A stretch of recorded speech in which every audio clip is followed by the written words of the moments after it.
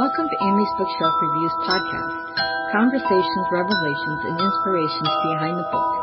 It's the second Sunday of the month, and welcome to Storytime for all ages. Good evening, listeners. I'm Amy Shannon, and tonight we have a guest with us.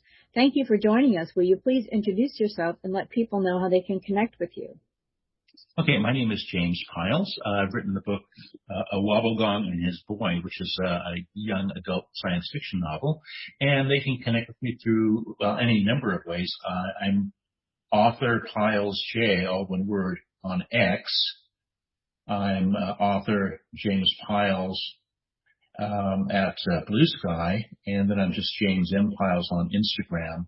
I do have a Substack. This is James Pyles #1, or just the one. And then my blog is poweredbyrobots.com, all one word. Great, and I'll have some of that information in the description of this episode, along with the your book title and the direct link to your book on Amazon. Okay. So thank you for joining me. I really appreciate it, and I wanted to get more young adult, children, and middle grade authors on the show. I think it's so very important that not just children read, children of all ages. I believe that adults should also read children's books as well. I love them. My favorite kind are when someone's like, will you read my children's book? And I'm like, yes. I read a variety, but I really do enjoy books that are tailored to children, and I think that it helps with, children who read as kids, they grow up to be readers. And when you read, you also learn how to explore your own imagination.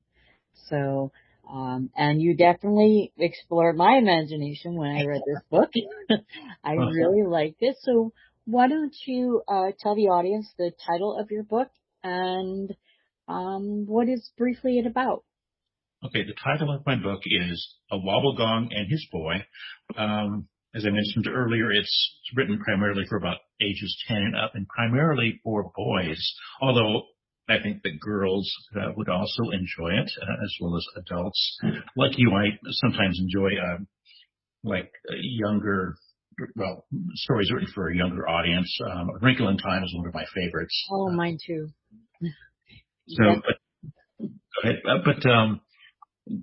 this particular publisher has a series of books out specifically for boys, to get boys to read, and I've done some reading on this myself, that although across the board children don't seem to read as much today as they did generations ago, especially when I was a kid, more so with boys. They tend not to read for pleasure.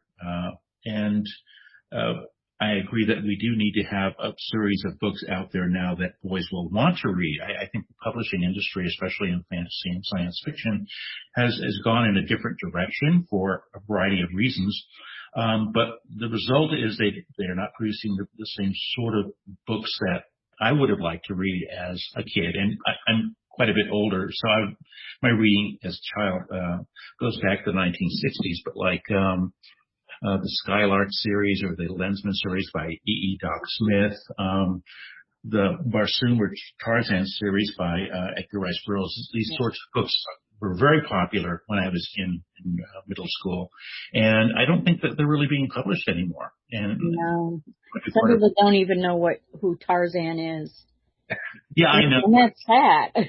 Tarzan was huge for decades and decades and decades, and then along the turn of the century, he just sort of fizzled out. And I can sort of see why. I mean, after about 70 or 80 years, it's hard to come up with a new Tarzan story. And when Burroughs wrote those stories back at the turn of the century or just after, the continent of Africa was largely still unknown to most people. And so you could get away with that sort of thing. It was like writing about another planet. Now, not so much. Yeah. And if everybody's got their screens in front of them. I have 4 sons, and one of my sons will only read things that he's absolutely interested in. So even now, he's a grown man, and I find something because he likes history and World War II, and he likes the ships that sank. He finds all that interesting, and space too. That I will still buy him books and say, here you go. And that's the kind of books he liked when he was a kid. But I had another son who loved to read, but a lot of the books that he had access to were kind of were targeting for girls. And I didn't, as long as he was reading and he enjoyed it, but I remember just I wish that there was something more tailored to them, because I find that, especially with fantasy and sci-fi for children, or young adults, as they might want to be called, that it expands their imagination. If they read a book about slaying dragons, then they might, go outside and play and be the superhero, that kind of thing. And, I truly believe that, we have terrible, terrible statistics for, people who are illiterate, or they just read poorly, or they don't have the proper reading education. And I think if they read more children's books, they might be able to read better.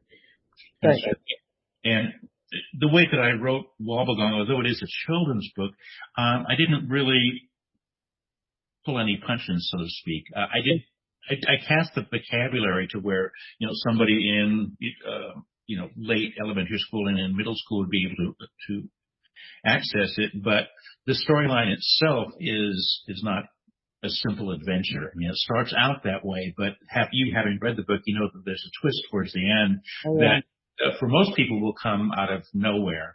And the book is actually a compilation of two ideas. The first, the Wobblegong story, was originally a short story that I was responding to an open submissions call for kids with unusual pets. And so I wrote Wobblegong as a short story, and it didn't sell.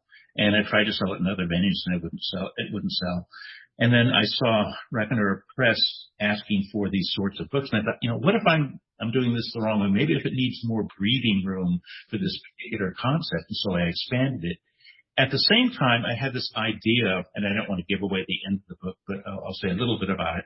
I had this idea that, what if the world that you live in isn't really the world as it actually is? And I know that's been explored in films like The Matrix, and such, but there's a lot of different ways to approach it. And so I thought, what if I just put these two together to make it a more complicated story that be kind of intellectually challenging? Because I think, you don't necessarily have to treat children as if they're, infants, as if they're too young. Yeah.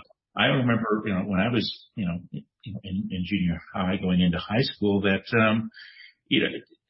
reading something more complicated, or even with an advanced vocabulary, got me to look up things. And back then it was the dictionary and the encyclopedia that I used. There's no internet. But that's how you learn. Yeah. I used to read the dictionary when I was a teenager. I was a teenager in the 80s, but I read the dictionary because I wanted to improve my writing and my vocabulary. But I had been telling stories since I could talk.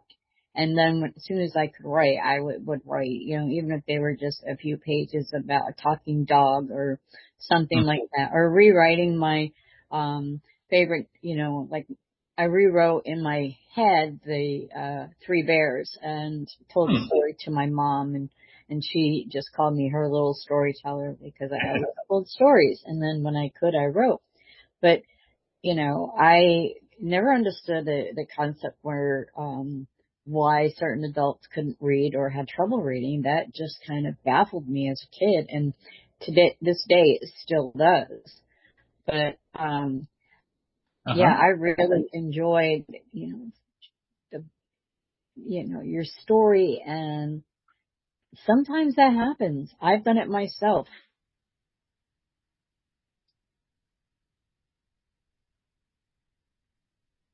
Had different that they were better put together, and then I created one. And so And I love the way that it came out. So earlier, before we started, you said you had an excerpt that you would like to read, and I'd love you to share that with us now. Okay, it's the start of chapter 2, and it's only a few pages. Let me find where I'm going to break off. So take a moment. Let's see.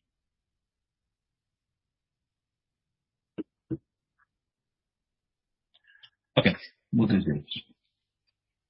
Okay, from A Wobblegong and His Boy, chapter 2, The Wobblegong. Remy ran across the reconstruction chamber as fast as he could. In spite of its size, the place was crowded, and he kept bumping into the creech clusters. He had already stubbed his toes twice, bruised both thighs, and his right elbow was aching. About half the Robs were in or around Bay 1, and those still attending the creeches kept warning him to slow down. Why weren't any of them warning him about what was being made in the livestock bay? Hey, wait up! Remy heard Jeff's pitter-pattering feet behind him, but he didn't slow down. The red alert lights on the ceiling had finally gone out. Leaving the room cast stark bright and dark streaks. Their running footsteps seemed too loud as the echoes followed them. Remy heard the buzz of airborne drones. We get the wrong... Sorry. Overhead, and then noticed a few crab-like Robs making manual adjustments to some of the creech cluster hubs.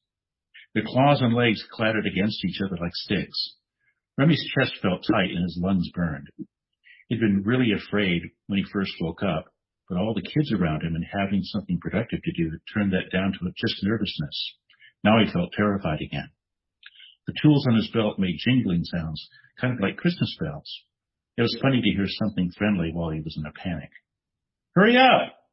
Remy panted. He was getting used to dodging creatures, and the few Robs along his path were keeping out of his way. The warehouse-wide doors to the livestock bay were open. Remy stopped at the threshold trying to get his bearings, which is where Jeff caught up with him. Jeff's hair was mussed, as if he had ruffled it with his fingers. He wore a white button-down shirt and dark slacks, which his mom probably picked out for him. The one concession she made to her only son was the black high-top sneakers on his feet. He had his hands on his thighs and was leaning forward, breathing heavily. Where is it? Remy wheezed as he scanned the room. Instead of creatures for individual animals, there were what looked like big round vats, each the size of a walk-in closet, and made of iron gray metal. The lids on top were slightly domed, and there was a clear hatch on the side of each one. Beside each vat was a control podium. When they were in standby mode, their panel status lights shone yellow. There were a few Robs wandering around the chamber, but they didn't seem to be alerted to anything. Remy pointed to the nearest one. Rob, come here and report. Which vat is in reconstruction mode? A bot labeled BR-29 quickly walked over and faced Remy. Vat 11 is currently in reconstruction operation. Time to delivery, 94 seconds. Take us to it, commanded Remy. Acknowledged. This way, please. 29 turned and charted a diagonal course to his right.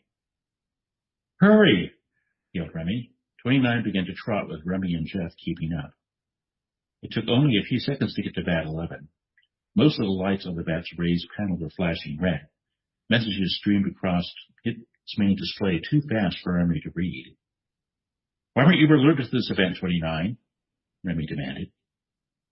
Remy blinked as the Rob's voice synthesizer warbled softly before it went silent. 29? Remy asked. Forget the Rob, Remy. Look. Jeff took a few steps back from the vat as an alarm started to buzz. The panel flashed red one more time and then blanked out. Then the circular hatch started to unscrew. Fluid gushed out of the sides and splashed onto the floor. What's coming out of the vat, 29? Asked Remy. Classification not known, said the Rob. Condition is living. Risk factors unknown. Allow me to intervene. Safety protocols are now in effect. Great. Now they're in effect, said Jeff. Why not before? The Rob moved in between the hatch and the two boys. Reconstruction fluid was pooling on the floor around the vat. A number of other Robs had turned their attention to Vat 11. and started walking towards him. The hat size was adjustable, and had expanded to something big enough for Remy to crawl out of. "I don't think it's a cat," said Jeff. The console's display lit up again, and a list scrolled across. "That's for pets," said Remy. "Dogs, cats, an iguana, a salamander, even a bamboo shark." He laughed. "Maybe it is a cat." The hat slipped off and hit the floor with a bang, making him flinch. 29 stood still. 3 other rocks were nearby, 2 on either side of the vet, and 1 behind the boys. A pair of large green eyes looked out at them from the darkness inside. The eyes changed to red, and then yellow. Then it leapt out of the opening and collided with 29. The rod lost its footing on the wet floor and fell with a clang, narrowly missing Remy. Something black and on all fours started running around them, circling the rocks before dashing out of sight. Between the vats to their left. "What the hell was that?" yelled Jeff. "I don't know, but it definitely is not a cat," said Remy. That's the end of the reading. Like that one. So what, so you said it started out as a short story. So what inspired you to write that as a short story and then realize that you said it was declined a few times, but, what made you sit down to write that, to begin with? It's difficult to know because I started this short story years ago, and it's hard to recapture the state of my imagination as it was at that point. I wanted to write something on the theme of a boy and his dog, which is obvious there. But I wanted the dog to be really unusual, and I created Wobblegong to be, well, he's mostly styled as a dog because it's easy for people to relate to, that sort of behavior. A lot of people have dogs, or at least know people who have dogs. But Wobblegong isn't really any one thing. In fact, it is, as you know, because you've read the book, it constantly is changing depending on sometimes its mood, sometimes what it needs to do, or just whatever, because its behavior is incomprehensible. Towards the end of the book, we find out at least a little bit about the purpose of the Wobblegong. That's not strictly a random event, but most of its behavior and its appearance is an exploration of discovery as much as Remy's is anything else. Remy is about the only person that can really appreciate the Wobblegong. He's the one that named it. And he doesn't really seem to mind what Wobble does. Everyone else is at least kind of weirded out by it because it's roughly the size and mass of a collie. It can't change mass because science doesn't allow it to do that, but it can change shape and density and such. And so it can do all kinds of things, including seemingly be destroyed and then kind of put itself back together again. And so it's like the ultimate adventure a boy could have with an animal. Yeah, that's pretty amazing. Yeah. So all by itself, just being around Wobblegong could almost make a book alone. But of course, I needed to add other things to make it even more interesting. And that's the part of being a writer is, you sometimes make those decisions to, add more depth to the story. Like I said, I've done it myself where I've combined stories and they seem to be better. I've had authors ask me for advice. They're like, I started 3 different stories and I don't know where to go with any of them. I'm like, did you ever think of putting them together or trying to? And I said, you never know, because, that's what I like about stories, is that you put a character in a place or with something that is totally unexpected and you see what happens. You could be putting them, you could put a child that got lost and he's on the moon or something, and how would that person react? Or, even an adult who, you put him in the middle of a desert and he's normally from the city. Things like that. I love stories that, bring in the unique, and you, even though it's fantasy or it's science fiction, it makes sense, even if it only makes sense to the main character or something else. But it doesn't have to be true, or something that has, is real, tangible that we can touch, but part of your imagination. But it's like, if that was real, this is how it would play out, something like that. And I like stories like that. Yeah, I keep explaining to my grandchildren that even fiction has rules, even science fiction. I mean, obviously some things we bend quite a bit, like faster than light travel, because it's a literary event. We have to get people from here to there. Yeah. So we pretend this stuff exists when it doesn't. But there are still rules to living, and some rules to, what's your environment like? What happens when you get hot? I included a lot of robots in my story because I like robots, and I think that and especially as a kid, boys and animals, but also kids and robots having invented together. I decided not to make them too smart because I already had one pair, and the robots were just there to be utilitarian. And in the book, in the beginning of the book, the challenge is that these people are in a colony hundreds of light years from Earth. They're waking up after a long sleep. They've been genetically reconstructed to be more natural on the planet, to be able to handle the particular gravity and air, because it's easier in my imagination to change people than it is to terraform a planet. But the expectation is that everybody wakes up all at once. And in this particular case, only a certain set of children wake up, and all the adults, all the babies, and all the, older teenagers don't wake up. So these kids have to cope with, and they only have robots for guidance. And so they have to figure out how to fix the problem when, although they're very smart children, kids, they can't do these things. They get a little bit of help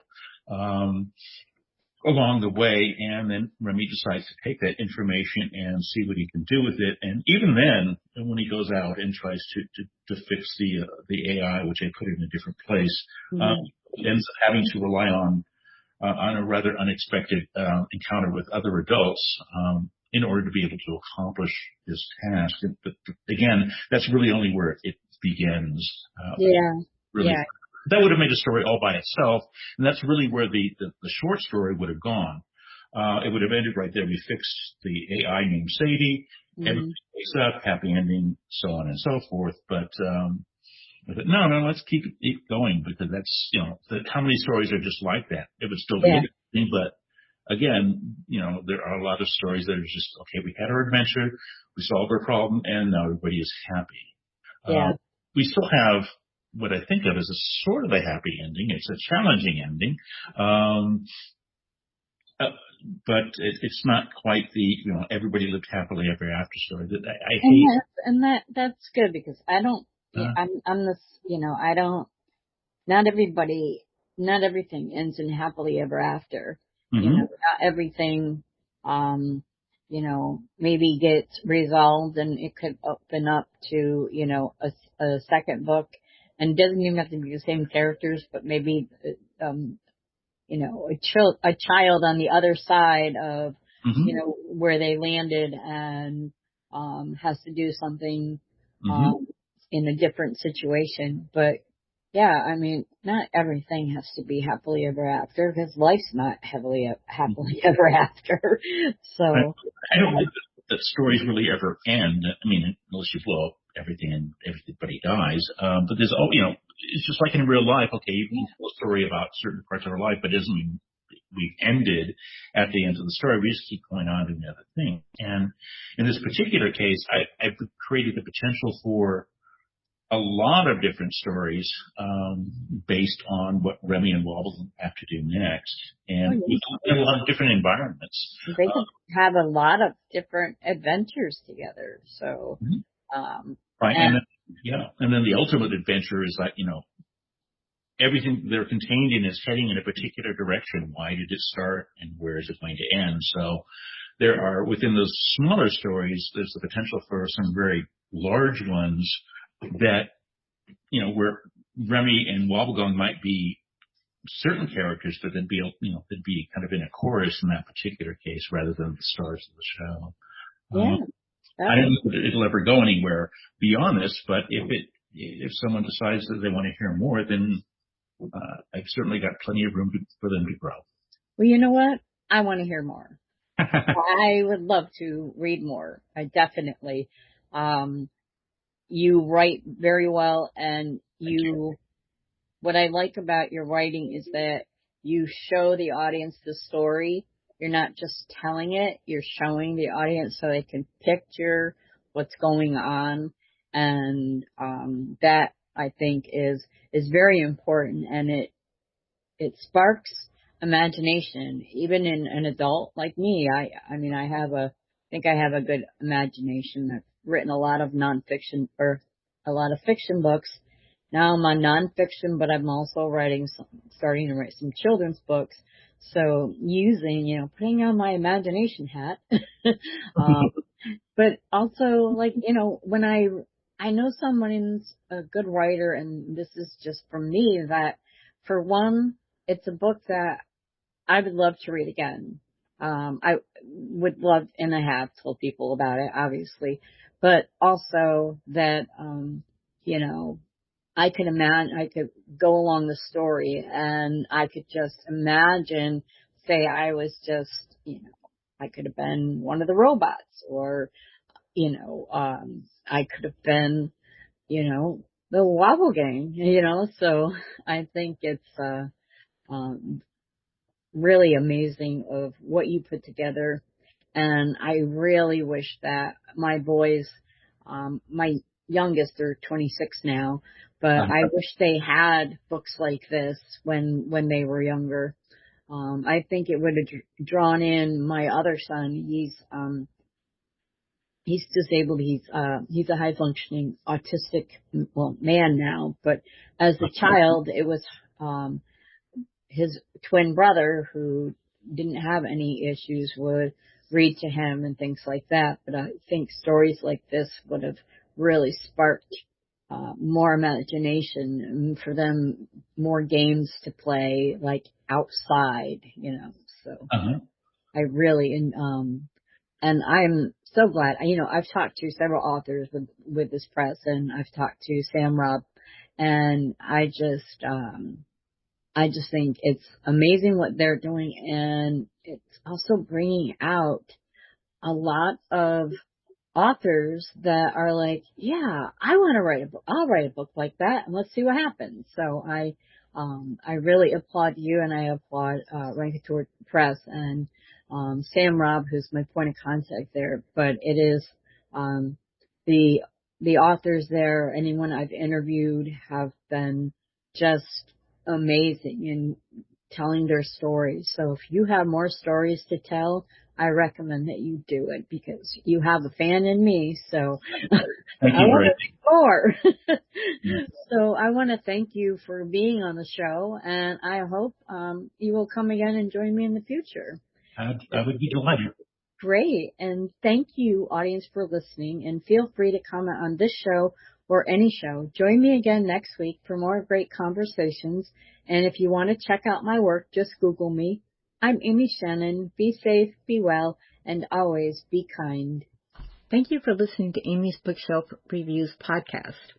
If you wish to be a guest on the show, you can go to amysbookshelfreviews.com/podcast and schedule your pre-recording.